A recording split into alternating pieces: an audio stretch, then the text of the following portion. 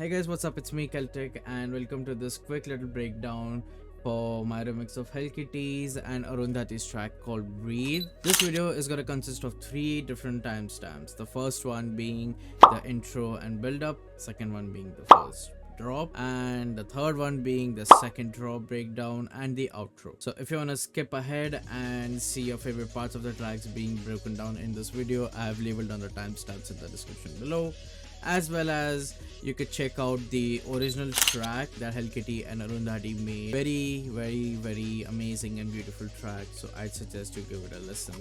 So before continuing on with this video, I would like to thank Hellkitty for giving me this opportunity to do a remix for his track. I was approached by him few months ago, and when he sent me those DMs, I was so hyped to do this remix, and the end result came out beautiful.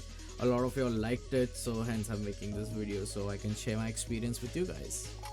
So let's get started with this video. So I have a few atmospheric elements that I've put here for filling out some of the space, because I wanted to make the intro from scratch, and it really gave me a nice framework to go ahead with the whole intro and build up section. The first element that I used for the intro is this.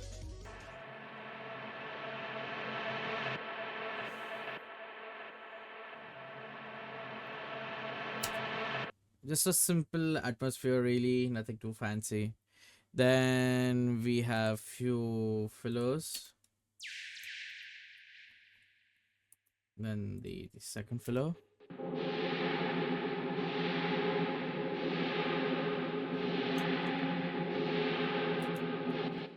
Then we have some strings that I've taken from this. Now this string part over here was the main highlight of the track. A lot of people complimented the string part and they said it sounded really cinematic, and that was my approach for this track. I really wanted the intro and build up to be so cinematic and sinister, because the vocals gave off a dark vibe, as Arundhati did a great work of storytelling of how this whole track came into place, and I wanted to give our vocals a little bit more justice. So this is the strings part I added from a random sample pack that I had laying around.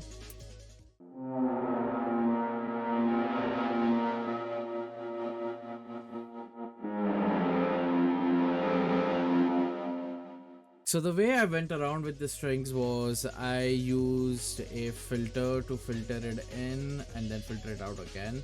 So that's why you can hear the movement in this track.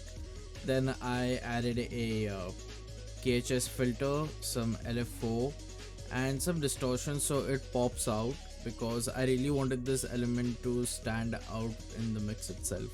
So what the LFO is doing, it's giving it some sort of vibrato. You know, when we are playing a cello or a violin of sorts, you have that some sort of vibrato when you I don't know how to play an instrument, so don't blame me, but I wanted to emulate that sort of effect in this thing exactly. Without this, it just sounds very plain, and I did not wanted it to sound like that. I'll play it without this.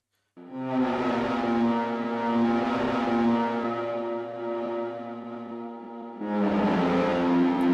now with the effects.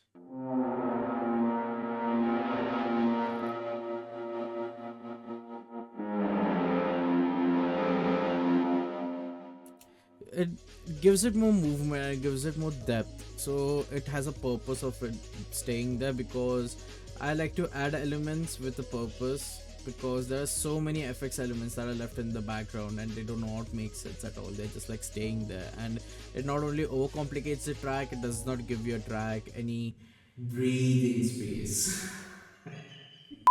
Then afterwards, I took the same sample, I reversed it so it fills in like a reverse swell. Then the main part of the whole build up and the intro was the main bass. So this is the bass I found in a random serum patch, and I'll explain how I exactly went along with this.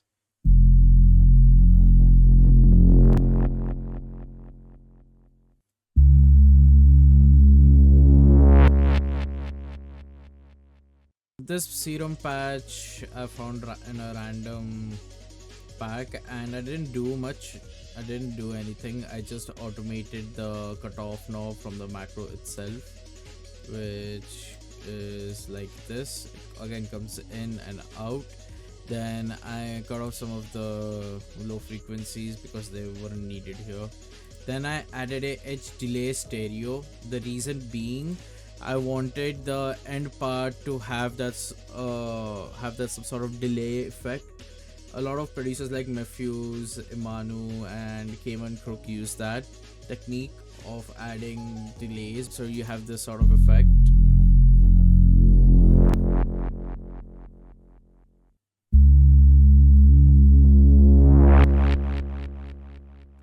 Now, in old context, if I play the whole track in context, it will sound like this.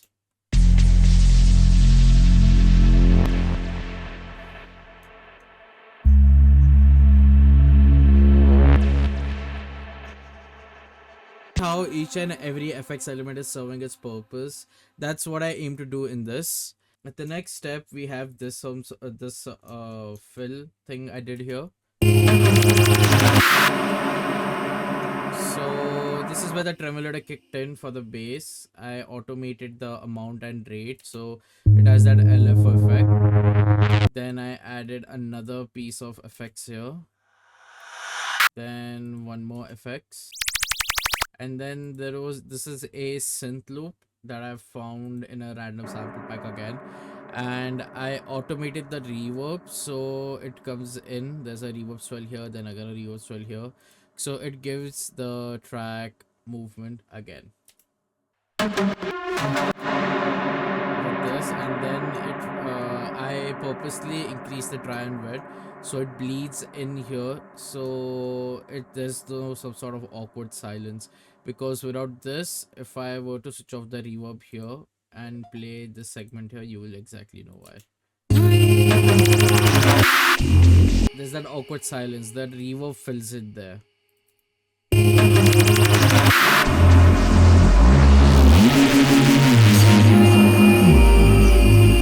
Yeah, so sometimes increasing the whole dry wet thing helps, trust me. I've experimented a lot in this track to know what works and what not works anymore. Moving on to the whole build-up segment, I added my signature respace that is there in a lot of my tracks, and I love this respace so much. Like, if I were to make love to this respace, goddamn. This is the preset that I use, so y'all could just like copy off the settings. I don't gatekeep. I don't believe in gatekeeping. This is where the whole magic happens. Really cool preset. I didn't modulate any of the macro knobs as I wanted to. The main thing that's giving it that sort of movement is this KHS filter right here, and I'm just automating the cutoff with keeping the filter slope at 1 and the Q, leaving the Q as it is.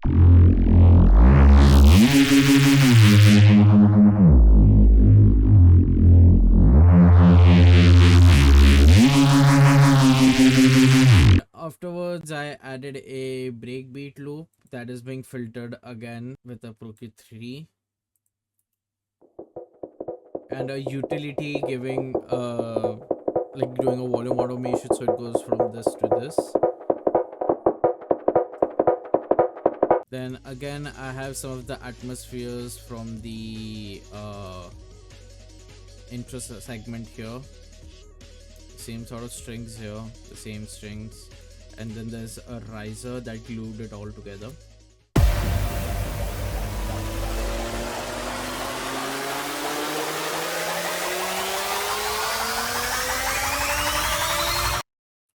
That's it.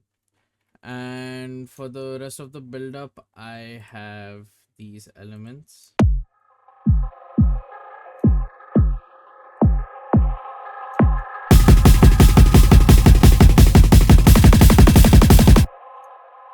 Now with build up, there are certain key factors that you should keep in mind.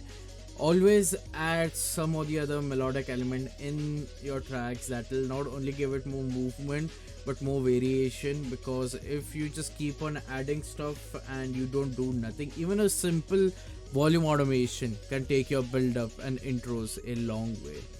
Like automating each and every small stuff from high shelf to low shelf to cutting all of the lows, from cutting all of your highs. Automation plays a very big game. So always remember, automate your stuff. Then I have another kick here layered down.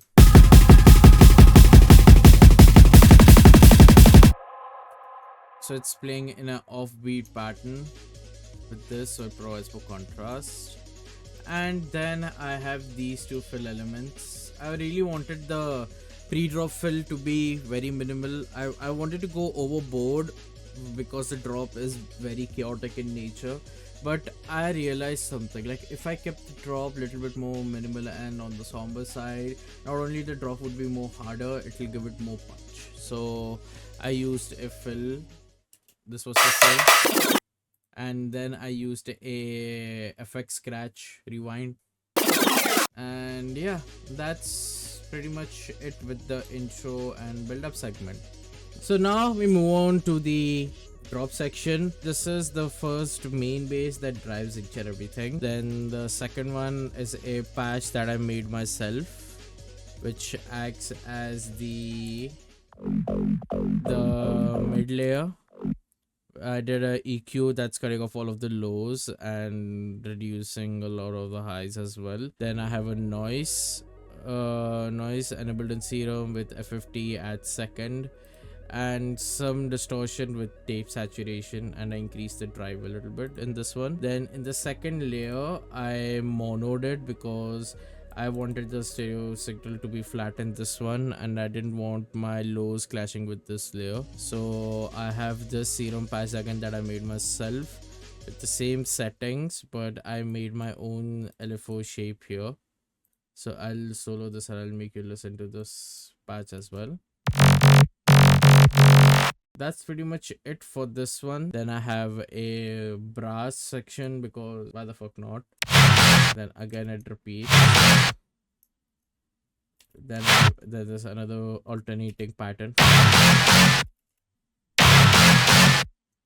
It's just to add a little bit more depth to the overall track and a little bit of, you know, like a counter melody of sorts, you could say that. Then I have this bass again that acts as a response. So this is your call segment, and this is your response.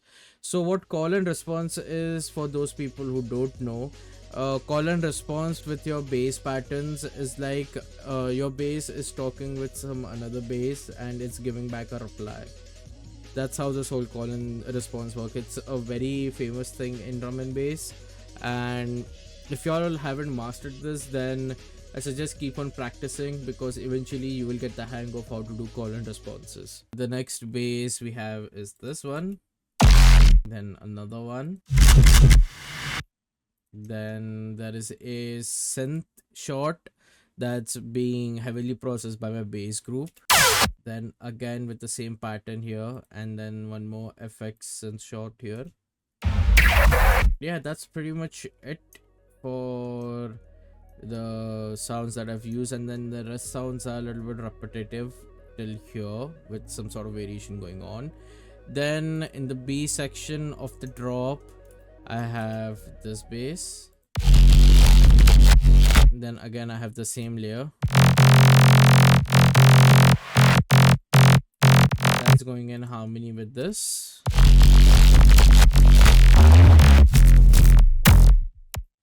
And then I have this underlying synth layer that stands out very much in the track, because I wanted a layer that stands out, because there's a lot of basses going on throughout the track, and I wanted something that breaks the ice instantly. So that's why I opted to do that.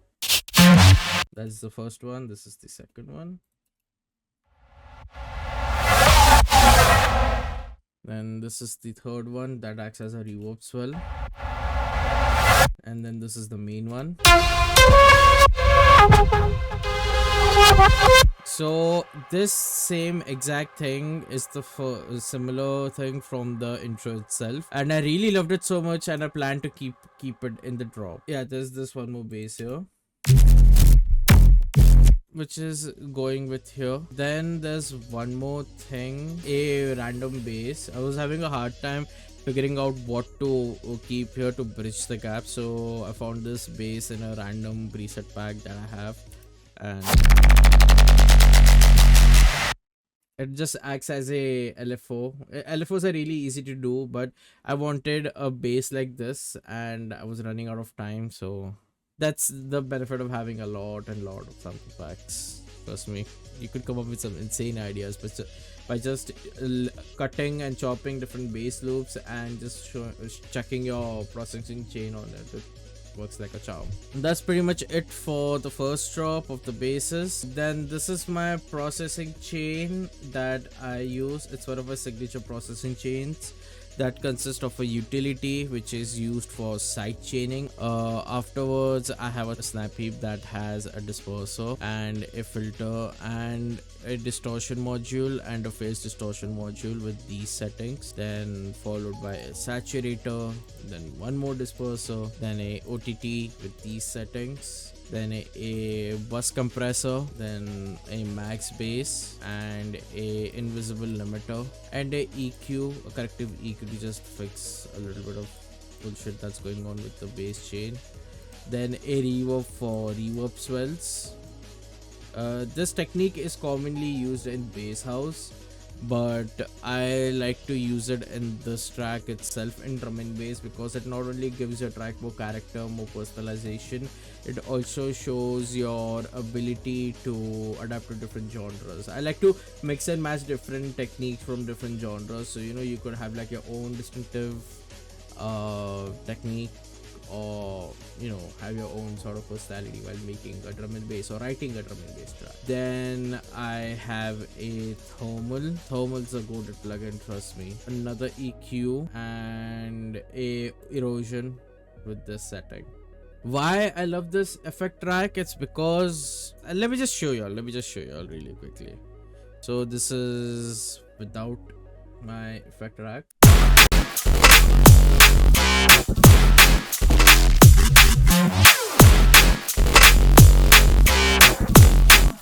It sounds shambolic. It doesn't sound full, it sounds very lackluster. But with my preset,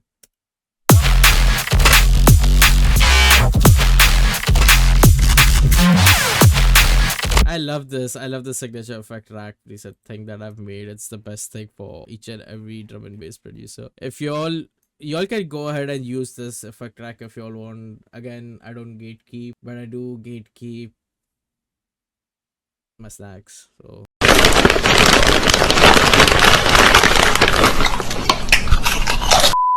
now let's move on to the drum section. Really simple jump up style drums, nothing too fancy going on. I wanted to keep the drums really minimal because there's so much going on in the bass section, and having too much going on in the drum section wouldn't make sense. So they need to completely balance each other out. So that's what I chose to do here. The bass drum processing, I don't have anything. On my kick, I just have a SPL transient designer. Very goated plugin, get this, trust me. I bought it and it's one of the best plugins there is. And a utility that's monoing the kick. Always mono your kicks, guys. On the snare, I have a SPL transient designer again with these settings. That's pretty much it for the drum section itself. There's not too much going on with the drums at all. As I said, I like to keep this style of drum and bass to have like a really simple and clean drums. Again, overcomplication will make your track look like the black sheep of the drum and bass community, trust me. Too much drums is too injurious for your health. I added this. Little bit synth effects is here and there. Takes your track a really long way. Again.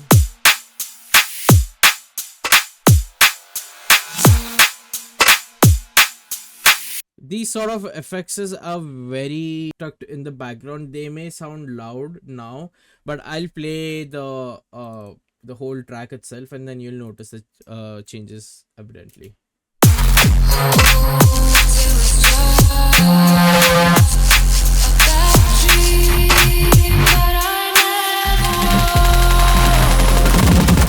See? It's not noticeable, but it's present. That's how the whole effects thing works. This was the whole drum section. Now we go on to the fun stuff, which are the FXs.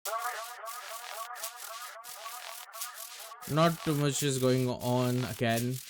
I have really small number of FXs.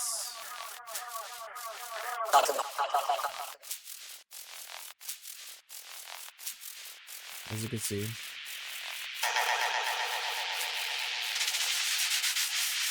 Just some small effects that keep on going here and there, that's it.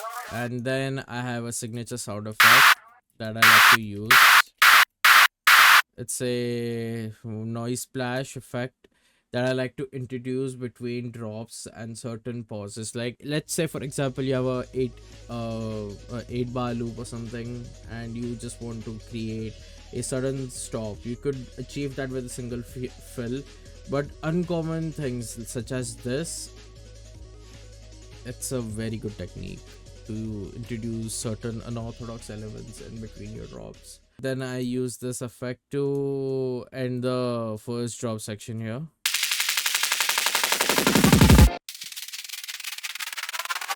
And that's pretty much it for the effects section. Now we move on to the fun stuff that each and everyone is here. The vocal processing. On the processing, I have a utility that's sidechaining, a camel crusher with a British clean preset, then a EQ that's cutting the lows of the track, then some resonant peak cutting here, dipped a little bit of the mids here, not too much crazy. A desibler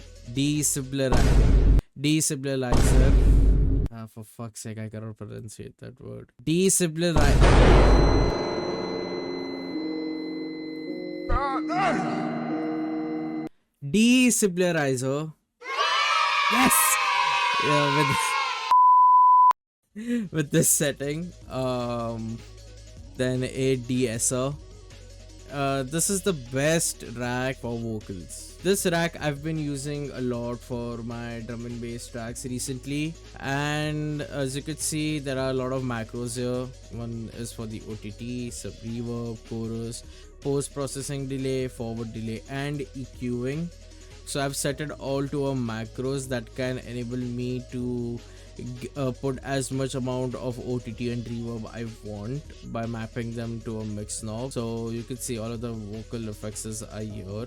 And without this, without the rack, I'll show you all how the whole thing sounds. Let me just group them really quickly. You stole my peace, claimed it so easy. With my processing. You stole my peace, claimed it so easily. It sounds more wider and broader. And a CLA vocal stereo with this preset, Instant Karma, best preset ever. And yeah, that's pretty much it for the vocals.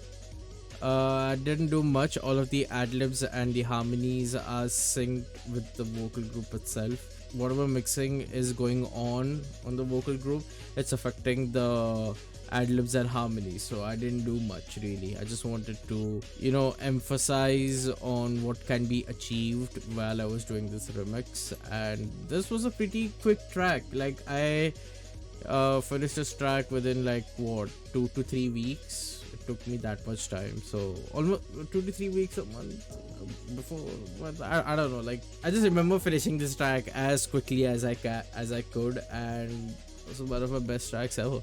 Now we move on to the second drop. The second drop consists of more faster paced drums. The drum pattern is the same, but the only thing that's indicating that it's really fast is an added top loop, which sounds like this.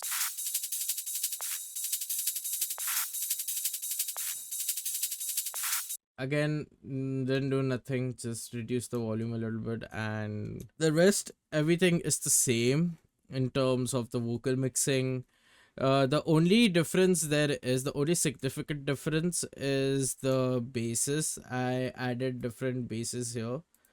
So this is the first base. Then this is the second underlying base. So these two are layer bases, and this is how both of the bases sound.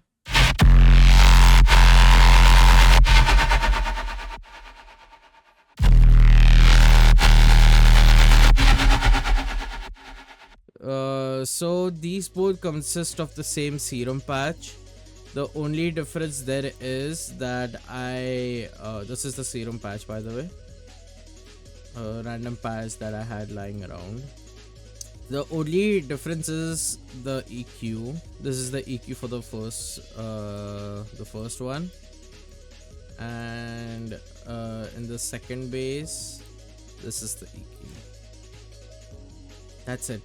If I wanted to make it more complex, I would have added a fuck ton of elements, but then what would have been the use even? Because the more you overcomplicate it, the more it sounds like something that you're making for yourself, but you're not making for others to listen to. And that's where the whole difference lies. Coming back, we have this serum patch again.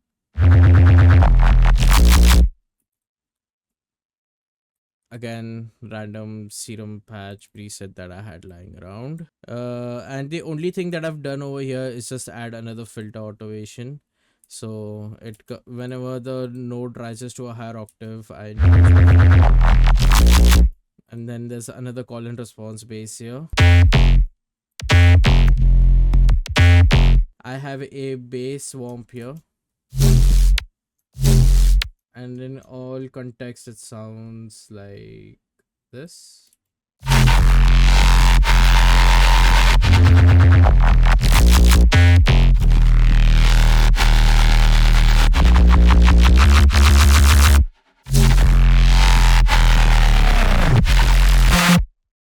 And over here on this part, this is where I introduced a little bit of variation.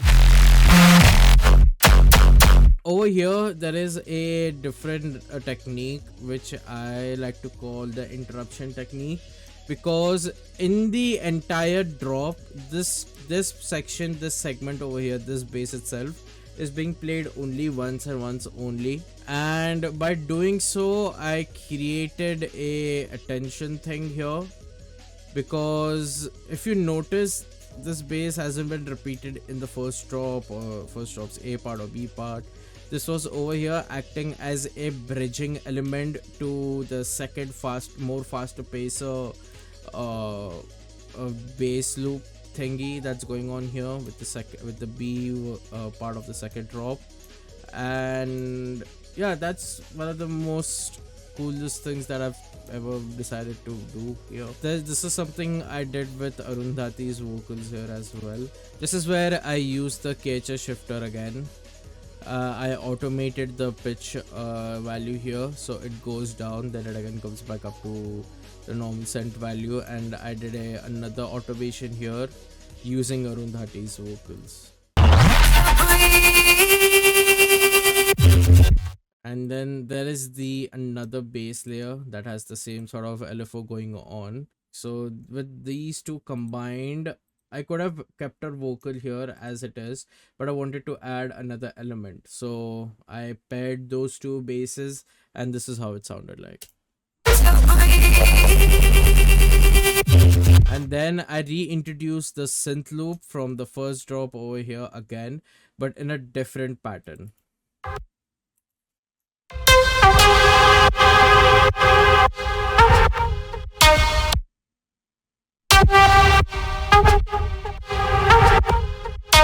Added little bit of bass variations here, and I used Arundhati's vocals here, chopped them up, and I put a Rift on the vocals. Rift is the most underrated plugin and no one uses it a lot in the fucking community. So I suggest you all to fucking get this plugin. One of the best plugins in the game, useful for your basses, your synth loops, your vocal textures, everything. This plugin is as goated as it sounds. Now why? I'll show you all. So this is how the vocals sound without rift or any sort of processing that's going on here.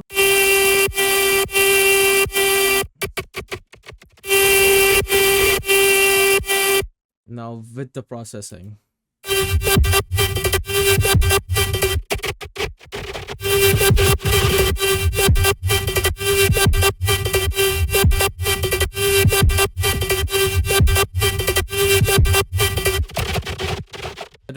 The preset that I'm using in Rift is this, the Bitter Tides preset, and I didn't fuck around with this preset a lot, I just used it as it is.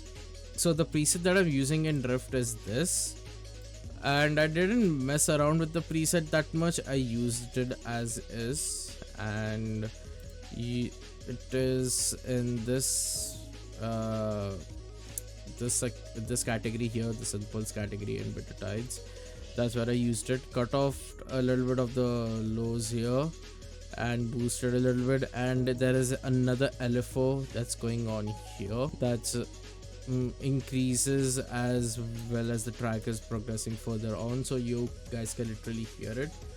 And if I let me mute and show you all what the bass progression sounds without this.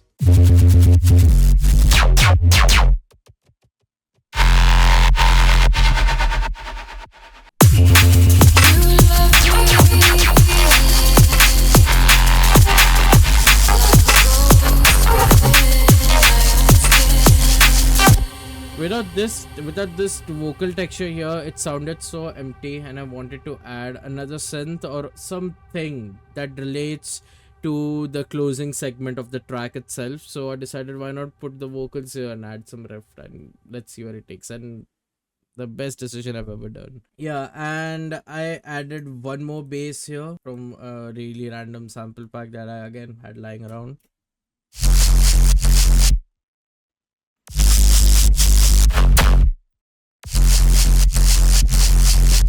And another serum patch that I had lying around, which added as another part of a call and response.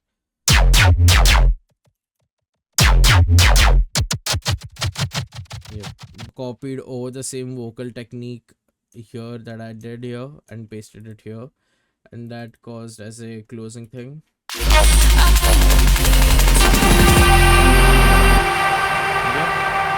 That pretty much was how I came to do the first drop and the second drop itself. And the outro isn't that much, it's just the same atmosphere that I copied over here.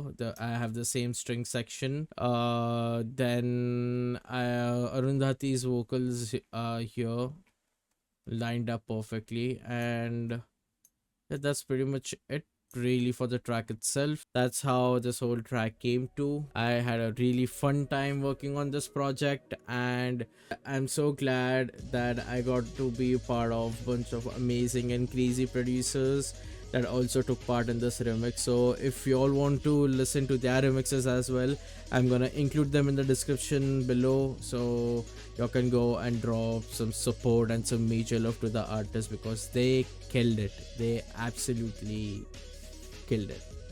So this is me, and this is my remix for Hellkitty and Arundhati's track Breathe. Hope you like the breakdown. If you like it, drop a comment here to let me know if you all learned something, and share this video with a friend who wants to make a drum and bass track like this. And yeah, I'll see you in the next one, guys. Take care.